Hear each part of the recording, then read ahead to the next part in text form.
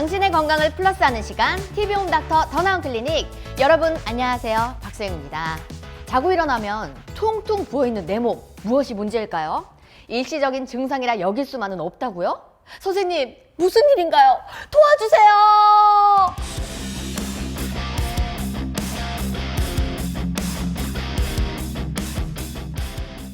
어디선가 누구에게 무슨 일이 생기면 선생님, 제가 오늘 너무너무 궁금한 주제입니다. 네. 이 부종에 대해서 이야기해 주신다고 들었거든요. 네. 맞을까요? 예, 오늘의 주제는 부종입니다. 이야, 제가 오늘 이 주제를 듣고 정말 달려왔거든요. 왜냐면 제가 손과 눈, 이 퉁퉁 붓는 것 때문에 고민이 많았는데 이렇게 아침에 자고 일어나면 다리가 붓고 손이 붓고 이런 증상을 종종 느끼는데 선생님도 느끼시나요? 네, 아침에 일어날 때 발이 부으면 진짜 많이 부은 거니까 그건 병원 빨리 오시고요. 보통은 이제 발은 저녁에 붓고 얼굴이나 손은 이제 아침에 붓는 경우가 많습니다. 네, 저도 그런 경우 많고요. 오늘 혹시 부어 계신 건가요? 이건 살찐 거. 네. 아니 어제 야식을 드시고 주무셨나 했는데 네네. 그래도 정말 이렇게 인상이 보기 좋으십니다. 감사합니다. 진료 보실 때 몸이 부어서 오는 부종 환자분들이 많으실까요? 네, 굉장히 많이 있습니다. 네. 그렇다면 어떤 환자분들이 방문을 하실까요? 네, 그 몸이 괜찮은데 눈만 붓는다고 오시는 분도 있고 아침에만 얼굴이 붓는다고 하시는 분도 있고 다른 곳은 괜찮은데 얼굴이 붓는다거나 아니면 숨이 차면서 몸이 전부 붓는다던가 다양한 형태로 내원을 하십니다. 어떤 분은 너무 부어서 큰 병이 있지 않는가 너무 걱정을 하셨는데 검사했는데 아무것도 안 나와갖고 이제 다이어트를 좀 권고를 드렸고요. 네. 어떤 분은 젊으신데 갑자기 배가 나오고 빵빵해지고 몸이 붓는 것 같다 그래서 이건 살찐 거다라고 생각을 하고 그래도 일단은 배가 갑자기 확 나오셨다 그러니까 검사를 했더니 악성 종양에 의한 복수랑 부종이 나와서 그런 분도 계셨었습니다. 이게 그냥 단순히 부었다가 밤에 가라앉으니까 냅둬도 되겠구나 생각할 게 아니라 지속된다면 병원을 꼭 찾아가야 되겠네요. 네, 지속적으로 있으면 병원에 오시는 게 좋습니다. 이 부종이란 어떤 걸까요? 병명이라기보다는 약간 증상을 이야기하는 용어 같거든요. 예, 부종이라는 것은 조직 사이의 액체가 비정상적으로 고여서 체액이 과잉 존재하게 되고 그로 인해서 그 부위가 붓는 것을 뜻합니다. 따라서 증상을 뜻하는 용어가 맞습니다. 신체 일부에 발생할 때는 국소부종이라고 하고 전신적으로 발생하면 전신부종이라고 분류를 나눠볼 수 있습니다. 이 몸이 붓는 부종이잖아요. 일반 붓거나 살이 찐 것과 구별되는 사항이 어떤 게 있을까요? 예, 우리가 걱정하는 이제 전신 부종인 경우에는 정강이뼈 앞쪽에 함요부종이라고 해서 축 누르면은 이제 찰흙처럼 쑥 들어간 다음에 나오지 않는 그런 부분들이 존재할 수가 있고 그게 양측으로 있으면 의심해 볼 수가 있겠습니다. 그럼 이 무릎 쪽에 얘기하시는 걸까요? 네, 정강이뼈 그러니까 무릎이랑 발목 사이에, 사이에? 예, 그쪽 앞쪽에 이제 딱딱한 뼈가 있는데 네. 그런 쪽을 이렇게 손으로 눌러봤었을 때 네. 찰흙처럼 움푹 들어가고 안 튀어나오면은 이제 부종이 좀 있다고 생각하시면 되고요. 온몸이 부은 것 같은데 눌렀는데 전혀 안 들어가네? 그러면 뭐 부종의 일종이실 수도 있지만 지방이 좀 많이 찼구나 이렇게 생각해 보실 수도 있고. 그런 차이가 또 있네요. 네. 이렇게 눌린 자국이 오래 남을수록 안 좋다는 뜻이겠죠? 단계를 나누기도 하는데요. 네. 다만 이제 함유부종이 있느냐 없느냐 이게 중요한 거지 함유부종이 얼마나 오래 남느냐 이게 중요하다기보단 그런 부분이 있었을 때 이제 원인 질환을 찾아봐야 되겠다 이런 게 중요할 것 같습니다. 그렇다면 이 부종의 원인을 찾아보는 게 제일 중요할 것 같은데 어떤 걸 알아야 할까요? 네, 부종은 아까도 말씀드렸다시피 국소부종, 전신부종으로 나눠볼 수 있습니다. 우리가 흔히 보는 이제 심부정맥 혈전증 같은 경우는 침범한 혈관에 이제 그 아랫부분에 부종이 생길 수가 있겠고요. 전신부종인 경우에는 얼굴, 손, 다리까지 전신에 걸쳐서 붓기가 있는데 아까 말씀드렸듯이 정강이뼈 앞쪽으로 눌러봐서 양측으로 둘 다 부어 있다. 그러면은 전신부종이 좀 있을 수 있겠구나 생각해 볼 수가 있습니다. 원인은 굉장히 다양하고요. 국소적인 경우에는 혈관이 막혔다거나 아니면 림프관이 막혔다던가 그런 이유에 있어서 생길 수가 있고 전신적인 경우에는 심부전 같은 심혈관계 질환, 그다음에 간경화 같은 소화기계 질환, 신부전 같은 신장 질환 등이 있으며 빈혈이나 갑상선 기능 저하증 이런 부분이 있어도 전신적인 부종을 일으킬 수가 있습니다. 흔히 라면 먹고 잤더니 부었다 이런 분들도 많이 계신데요. 선생님도 혹시 전날 많이 먹고 잤을 때 다음날 부었을 때 붓기 관리하시는 비법이 있나요? 붉기를 관리하는 비법이요. 숟가락을 냉동실에 얼렸다가 뭐 눈에 댄다. 네. 아니면 뭐 호박즙을 먹는다. 이런 게 있잖아요. 아니면은 이렇게 막 마사지를 한다.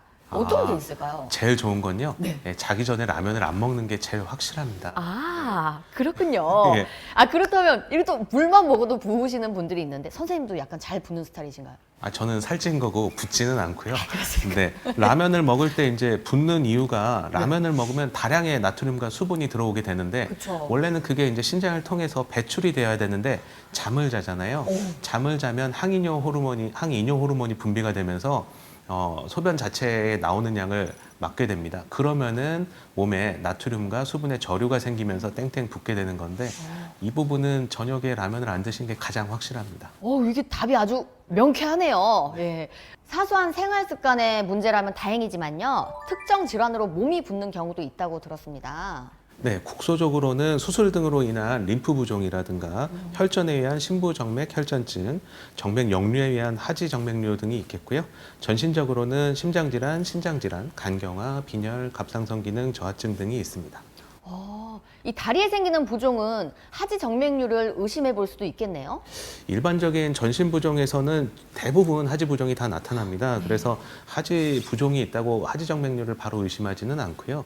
다만 이제 한쪽만 좀 있다던가 아니면은 양측에 있다고 하더라도 다른 일반적인 원인들 다 감별을 했는데 없고 다리에 그 볼록볼록한 정맥류가 보인다고 하면 하지 정맥류에 의한 하지 부종으로 의심할 수가 있습니다. 그렇군요. 그렇다면 림프 부종은 또 어떤 걸까요? 네, 림프 부종은 림프관이 손상되거나 체액의 생성량이 림프관 용량을 벗어날 때 세포 사이의 체액이 많이 축적되면서 부종이 일어나는 것을 림프 부종이라고 합니다. 우리가 동맥과 정맥은 많이 들어봤지만 림프관은 잘 알지 못하는데 동맥에서 나온 그 혈액 성분들이 세포로 쭉 거쳐서 영양분을 나누어주고 정맥으로 이렇게 재흡수를 하게 되는데 사실 이게 전부 다 흡수되는 것은 아니거든요. 나머지 체액이 있는데 이런 나머지 체액을 흡수하는 것이 림프관이라고 생각하시면 되겠습니다.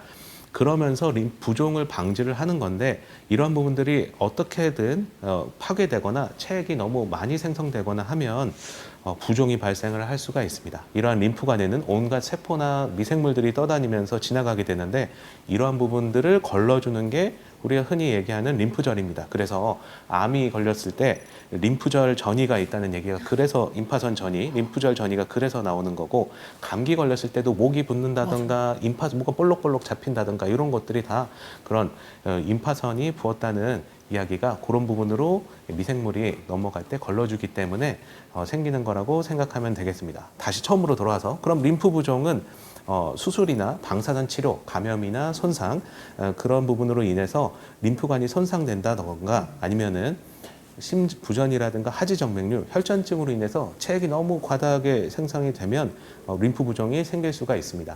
치료는 명확하게 있지는 않고요. 그 림프 부종이 생긴 원인 질환이 있다면 교정을 해주는 게 좋고 부종이 생긴 부분을 심장보다 조금 높게 올려준다던가 아니면 정기적인 유산소 운동을 한다던가 부은 부분에 압박 붕대를 감아봄으로써 사용해 볼 수가 있겠습니다. 이 림프 마사지 한다고 해서 이렇게 겨드랑이를 치는 경우도 많잖아요. 네네네. 이것도 조금 도움이 되긴 도움이 할까요? 되죠. 손이 자주 붓고 네. 그런 부분들이 림프관이 팔쇄되거나 뭐 문제가 생기면서 부종이 생겼다 그러면은 심장보다 손을 좀 위로 주면서 이렇게 쉬는 그런 시간을 좀 자주 가져주는 게 좋습니다.